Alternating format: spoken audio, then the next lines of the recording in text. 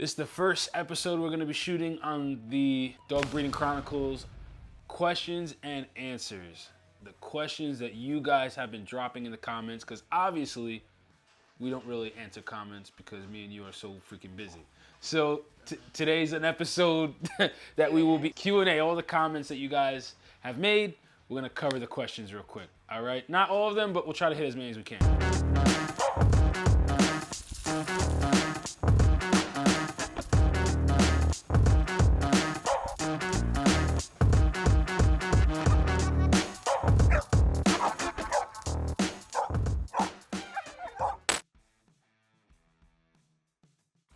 Green means an infection. Normally, anytime you see any green, if you have a pus, all right, so pyometra, so you have to understand what pyometra is. Yeah. So basically, that is just mucus. Now, when you add bacteria, that's when it becomes pyometria. So the difference, and that's why it's green discharge for the most part, or it smells really horrible, is because that bacteria is growing. You know what I mean? So basically what Chris is saying though is the green discharge, that is still a pyometra, is what you're saying. It's like a creamy discharge. It could be a little off-colored, like off-white. So don't immediately think because you have a discharge, you have a pyometria, people. Yeah. That is not, just because you got a discharge, she has a pyo. No, that's not the case. You got to look for the signs. The signs are the dog's not eating, the dog's lethargic, the dog has a fever. And when you do a sonogram, the uterus is filled with pus. We cannot, a lot of people call us and be like, hey, I think my dog's got a pyo, she's got pus leaking out. Okay, well, your version of pus or what the vet's gonna call pus is two different things. It might just be clear discharge, it could be creamy discharge, it could be green discharge, or it can be bloody discharge. And and it's kind of important to try to diagnose what type of pyometra you have if it's open or closed. Because I've even had a dog, I've told you in the episode, I had a dog who had a puppy during a C-section, had a mummified puppy, and she had a pyo all at the same time. And I had to spay her on the table with the one puppy that lived. And it did live. I kept it, and it lived to be, he's still alive today. Wow. And that's just it. Like, you can, because sometimes the mom, or she'll have an accident, she'll fall down the steps, or she'll fence fight, or she'll kennel fight, whatever, and she will basically kill a puppy. And if that's the case, she will leak green fluid because the sac bust. But you can put the dog on antibiotics so she doesn't go septic and save the rest of the litter sometimes. No, so there is females who have fattier milk, and then you have ones. It's almost like skim milk versus whole milk. Honestly, there's nothing you can genuinely do. You can subsidize the mom. You can give her more fattier stuff. You can give her higher fat content. A lot of people think that high protein is what dogs need. It's not the case. When we go to the gym, or when you go to the gym, my fat ass don't go to the gym, but when y'all go to the gym, you drink the protein shakes because that's what your body needs to recover. Well, dogs need higher fat content. But the question is too that I would ask the person is, how much is the dog eating in the first place? Because some of them, especially, I don't know if they got a C-section or not, or whatever the case may be, but I know with my females, oftentimes when we get the C-section afterwards, they're not trying to eat. Yeah, but you can give them Entice. You can give them. There's a pill. It's like an Entice pill.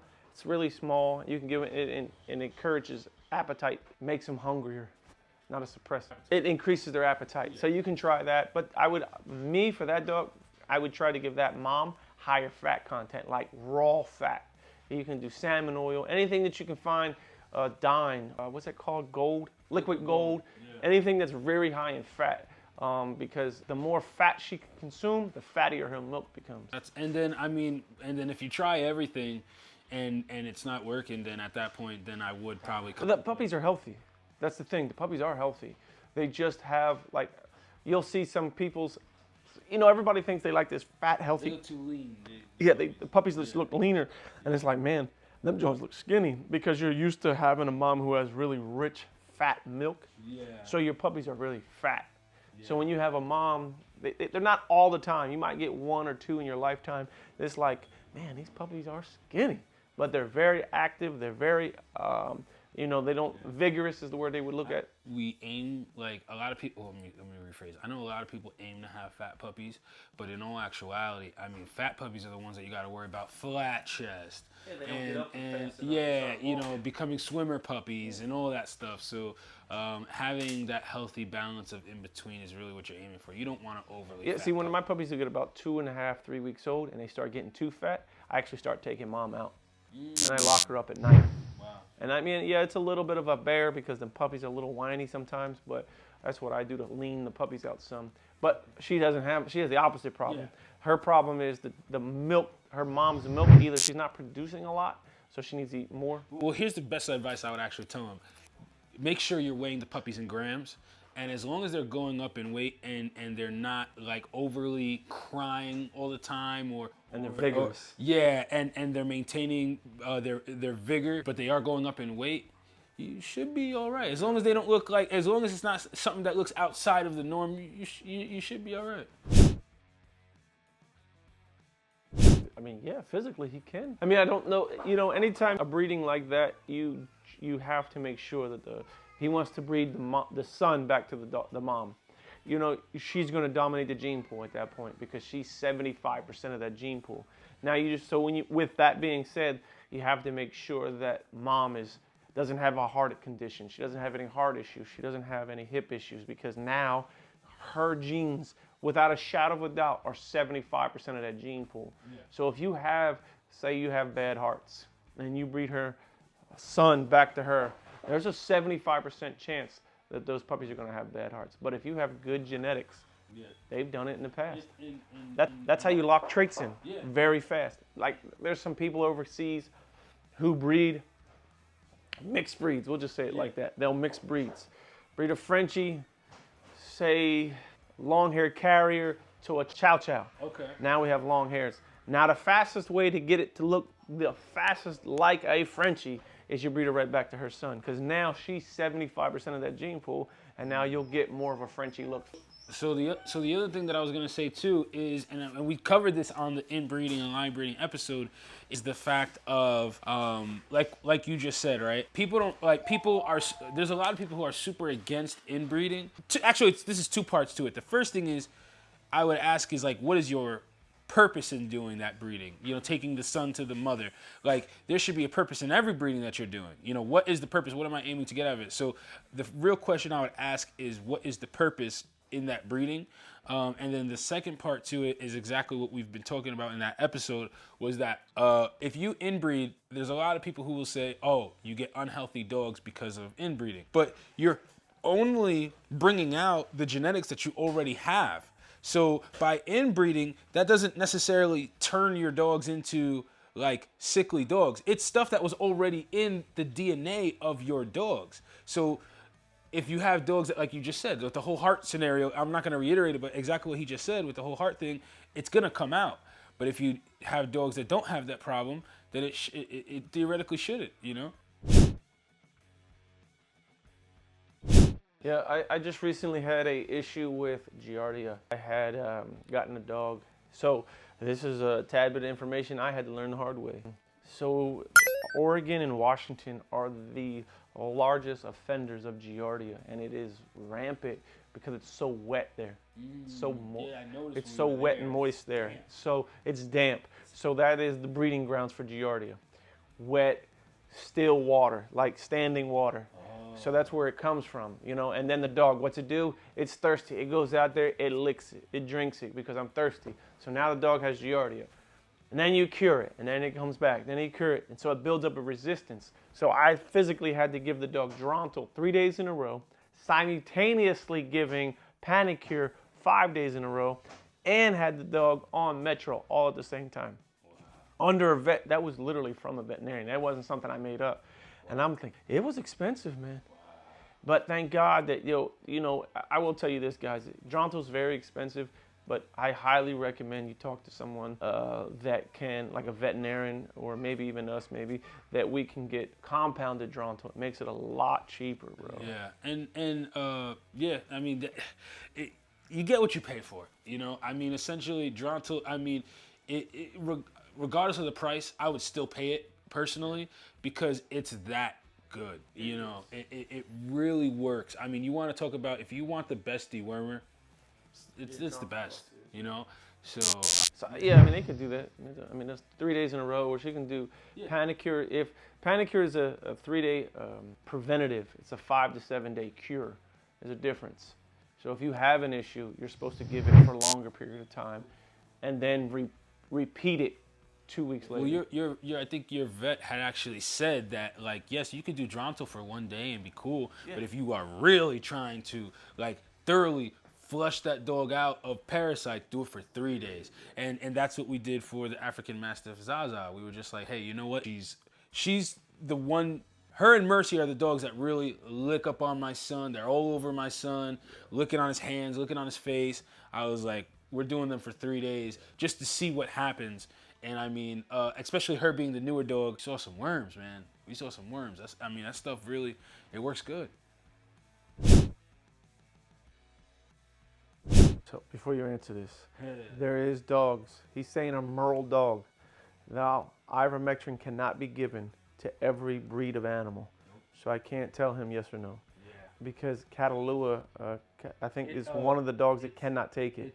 German Shepherds can't take it. There's a dog, it's like, I think the Australian Shepherd. It's a Shepherd. Yeah, Shepherds can't take it, and they're Merle, so I can't say. Yeah. So they have, it's like a hypersensitivity to the ivermectin. Yes, it's a gene that they have. That's those certain specific dogs that they're hypersensitive to the ivermectin. Yeah, you can look it up. It's in every book. Every book will tell you the breeds that should not be given ivermectin. Like I'll tell you what, like usually bullies, I've never heard of a bully being sensitive to ivermectin. I mean, there's plenty of videos on there of bully breeders all day, every day, giving the appropriate dose, and then some guys giving like 100 times a dose, and the dog's being fine. Like, you'll find some crazy information on. Back in the early '90s, that's how they would cure mange. You would have this pyramid thing. You would start low, then work your way high, then go high and work your way low, and it was. The theory was it would kill the mange, which it does, but now they just give you 2 Bravectos and call it a day. Yeah, so 30 days apart now. Boom. With the ivermectin thing, to answer his question, not knowing the breed of dog, and even then, so like, yeah, some breeds, more than likely. Especially, we don't know where your Merle came from. Yeah. So that's why I can't answer that question, because, what if they used Catalua? What if they used some kind of Shepherd to make the Merle, and they got rid of the long hair somehow, some way. So for me to say, yeah, you can, I don't want to be the one. So I'm gonna say, call your vet. Yeah, ask your vet. I mean, what I can just chime in on that and just say is, for the most part, most French Bulldog breeders, English Bulldog. I mean, I have them at home and I do it. Dog breeds use ivermectin, and they're not sensitive to it. American bullies, exotic bullies, all that stuff. So if you're watching our channel, you probably have. I have 2 Merles at the house, and I personally do it, but I'm not going to tell this gentleman, yeah, you can do it. That's your breed, buddy. And honestly, one of the biggest things, I guess you could say it's somewhat easier with the exotics. You just want to look for something that, first thing, is functional.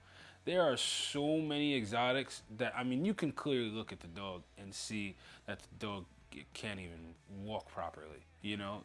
It's unfortunate, but it's true. So the first thing that I would look for is functionality. Does it move effortlessly? That's one of the biggest things. The breathing. I look at the breathing on the dogs, things like that. If you're in the pockets, you don't really see as much of the issues as like an exotic as you would see with an exotic. But yeah, I mean, I'm just gonna say overall, like, just functionality. That would be my first thing. See the dogs in person. Like, see the dogs in person, because somebody can hide in a video, or even in a video, someone can hide flaws in the dogs. So the best advice I could give you actually is going and seeing in person, because I remember one time I went and seeing the dog, and when I saw how that dog moved, I was like, oh man, I wasn't expecting that, and it was kind of a turnoff for me, because what am I gonna do with a dog that can't walk? You know what I'm saying? So some of the exotics, some people, not everyone, but some people have taken it so extreme that the dog can't even live a halfway decent quality of life because the deformalities that have become popular and desirable have just been taken way too far. I guess I would say that. So there's so many different styles of dogs within the breed, especially like the micros and exotics. So you have to go and see these dogs in person and see what you like. I can't tell you what to like because it's such a subjective breed. Meaning, I may like more of a bulldoggy type of style, where you may like more of a shredded up, muscled up, a micro American bully. So I think, yeah, you guys see the dogs in person. I'm sorry, I just wanted to throw that in there. I don't know what it is. I'm not putting it in my dog. Nothing personal. I tried to do a video talking about it, and I had a vet tech trying to cancel me, man. Well, I don't know what's in it. Like, I mean, that's his right to keep it secret, and I'm okay with that. But that's what he I don't know what's in it, so I'm not going to inject my dog with it. So he was asking, how do you feel about using the green juice for parvo? I mean, the one thing I will say, if it's not broke, don't fix it. But hey, man, I don't know what it physically is, so I don't feel comfortable, injecting something into my dog that I don't even know how I can look it up to see what it is. Or if it might be the same thing I'm already doing. It's just Metro mixed with Baytril, you know what I mean? And it's already what I'm doing anyway, you know what I mean? Yeah, I mean, I guess my opinion would be, I mean, they also do have now, just recently, I would say probably in the past year, they came out with a new vaccine. Not vaccine. Yeah, no, it just became legal in the U.S. Yeah, what is it called? The parvo vaccine. vaccine. It is a vaccine, no, right? Yeah, like it cures parvo. Yeah, yes, but it has to be caught very, very early on. Here's the crazy part. We make it in the U.S. We exported it to the U.K. It's been legal over there for about a year, and now we're just not allowed to use it here because of the FDA. But we make it here. Yeah. It's expensive. It's expensive. Can't be the dog's like, barely can stand up, and now you want me to give it a cure-all shot. Yeah, so all I can say is like there's a lot of vet techs and people that don't want people like me talking about the green juice, so I won't. But I will say this, like, we've had plenty of situations. Well, let me backtrack. We've had situations where we treated parvo perfectly fine without green juice or any of that stuff. I mean, you remember? Yeah, you treat the symptoms. You remember when we had 2 puppies that had caught it, and we used Serenia, we used metronidazole, we used IV fluids, we used Nutrical, and an antibiotic, and they turned around. So the green juice, here's one other thing I will say, is you also gotta be careful, because from what I've heard at least, there's different people now trying to sell it, trying to make it, all that kind of stuff. So that's a very fine line that you walk with something like that, because you don't know what you're getting. So if you're gonna try to treat your dogs, at least try to go to someone, a vet, whoever that's dealt with it before and has successfully treated it. We take stuff for granted, and there's definitely broad spectrum. They're all broad spectrum antibiotics for the most part. There's very few that are pinpointed, but if you can learn what those broad spectrums are, like cephalexins for skin, doxycycline is mainly for blood, stuff like that. Those are the things that, and then when you have, for an example, we'll just say doxycycline. If you have Lyme disease, this is what they give you. If you have heartworm, this is what they give you. But if you have a dog with an ulcer, that's also what they give you. So it's all blood-borne diseases, or issues, I should say. Cephalexin, if you have a cut, or if you have a scrape, or you have ear infections, those are the things they give you. So if you can learn what those block of, I don't know how to explain it to you, but this antibiotic does majority of this. All right, so the Baytril and Clavamox are the only 2 that can penetrate the uterus. Clindamycin can penetrate the blood-brain barrier. So those are the things that you have to learn. And when you learn them, you'll know, okay, I only have cephalexin on hand. Am I wasting it, or is it actually going to do anything? I think that she's getting more at, like, stuff you can buy over the counter. Well, some of them there isn't no alternative medicine. So, for example, if your dog has a pyo, like we just talked about earlier, there isn't no alternative medicine. You have to get that bacteria out of that body. And it's tough, especially like with the stuff like that. It's really tough. I can honestly say when it comes to treating full-blown stuff, like you said, like if I haven't dealing with the pyometra and stuff like that, you're talking about very serious situations, and I don't know Like, Oh, an alternative is worth. yes, that's the way I. Like if you have an ear infection, there's an alternative. You know what I mean? We can try something else. We don't have to go straight to Claro. I can teach you how to make something for your ears. You know, like you said last night with Monostat. It's over the counter. You can do that kind of stuff. That's the first time I ever heard that, but hey, it worked. It worked. Yeah. But those are the things like preparation H on the swelling of the, yeah, stuff like that. It just, those are the things that it helps. But if you have like pyometria, like we can't. And let's just put it this way. Yeah, I mean, to be honest, like, yeah, we use stuff like that. I don't use a whole lot of like home remedy stuff. If I'm dealing with a UTI, I'm gonna use. I don't know the whole homeopathic. I don't know none of that stuff. We're not. I'm not really a huge like everything has to be homeopathic. I know there's some breeders and people who do that, but I don't know. I don't. Yeah, So I'm gonna be honest. I don't know.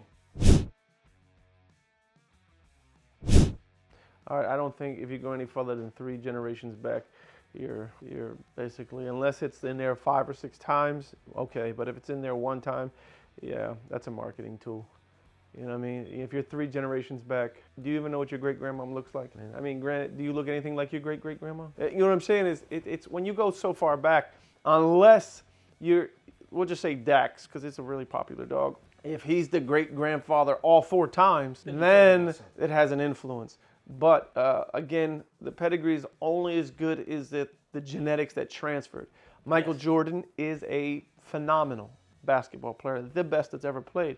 His son, the only reason we know him is because he's boinking Scottie Pippen's wife. That's the only reason we know him. And like, for real. Yeah. And he has a brother. And there's. But we don't know who he is. So he could not pass his athletic ability to his son. He's a one-off. He's a womp, womp, womp. Couldn't reproduce himself. Yeah. Then you take somebody like LeVar Ball. Yeah. He has 2 sons in the NBA, and he tried to be in the NBA, or he might have been. I don't remember now. But so obviously he could pass those genetics on. You see what I'm saying? So like, and because I've seen like dogs, like even my old-time female here, she's 9, 10 years old, and I've seen people who have dogs that look like her, and they're like, oh, she's 6 times bait. Well, if she's 6 times bait, and it's like she's a great bait granddaughter, but I don't see any bait in her, and he didn't pass it. I don't know if it really matters. I don't. And then you have your outside V. When you're looking at your pedigree, your dad's dad, mom's mom. That's your outside V. And then your dad's mom and your mom's dad is your inside V.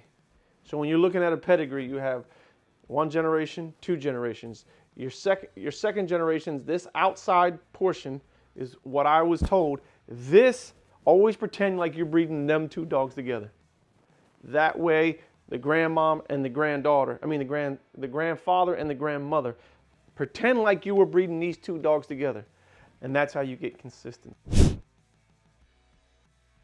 Then just paying attention to those little things makes a huge difference. The dog, we'll take Zaza. She's an extremely greedy dog, right? If she doesn't eat her food, what's wrong? Yeah. Why are you not eating? Is there something wrong? Let me take your temperature, and let me see if you don't feel well, and let me check your capillary response. With their gums, how fast does it turn from white to pink?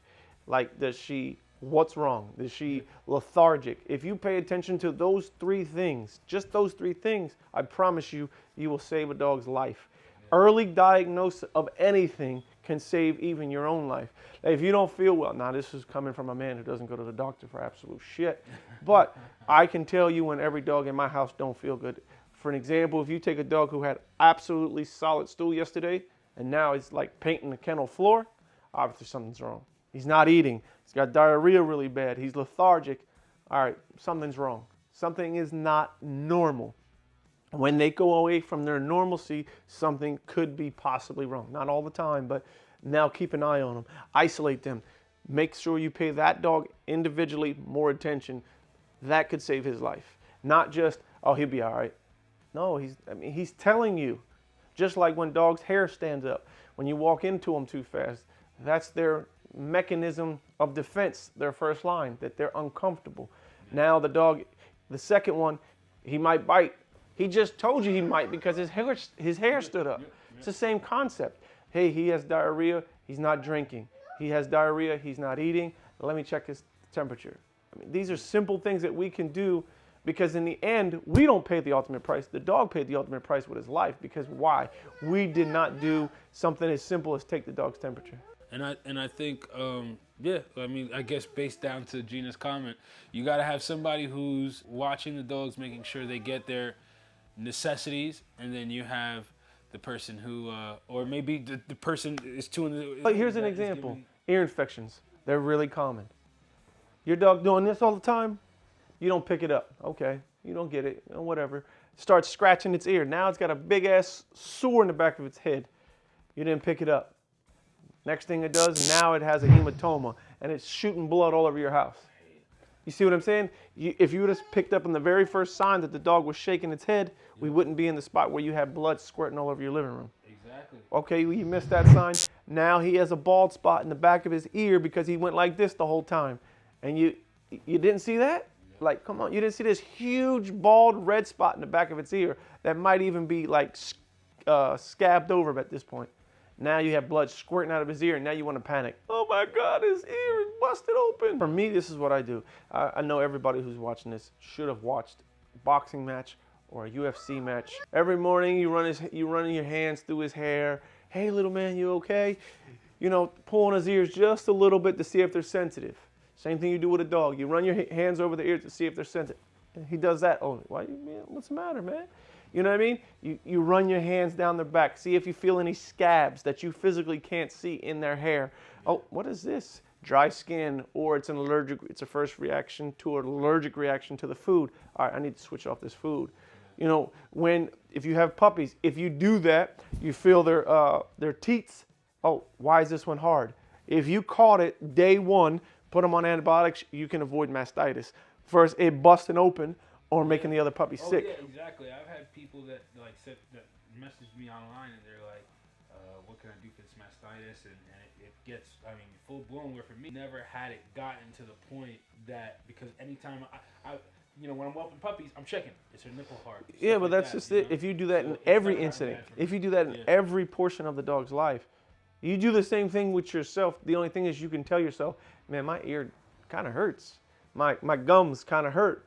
Man, my stomach kind of hurts. Like, you don't have to tell anybody. It's yourself telling. She can't talk to you. Say, hey, Pops, my stomach hurts, man, so I might have a little diarrhea this afternoon because let me stay outside a little bit longer. You know what I mean? But she can't talk to us. So we have to talk for them, and we talk by touching them. Same thing you do with a child. He just walks up to you and he's crying. Why? What is your original? I mean, you have he's 2, right? Yeah. He's crying. What do you ask yourself? What do you first thing you do? You check his pamper. All right, is he hungry? Is he tired? Bam, it's the same concept. All right, she doesn't have any sores, visible sores. All right, what's wrong? Why does she have a fever? Why is this? Why is that? It's the same concept that we do to our own children. Pamper. Are you hungry? Let me try to give you a little bit of food. You want a bottle? He doesn't shut up. Maybe he's tired. Boom. It's the same concept. We do the same thing with children. Why can't we do it with a dog? Yeah, it's true. No, it's definitely true. So, yeah, I mean, definitely you got to stay on top of your dogs, as well as, like I said, definitely make sure you're giving them plenty of love. You can tell Mercy's getting plenty of love here in this house. So she got the life of Riley, man. So anyway, guys, if you guys liked an episode like this where we're just going through answering your questions and comments, just wherever the conversation takes us, drop a comment down below. Let us know. And as always, you know, hope this information is helpful. Hope it's useful. See you guys on the next episode. All right, guys.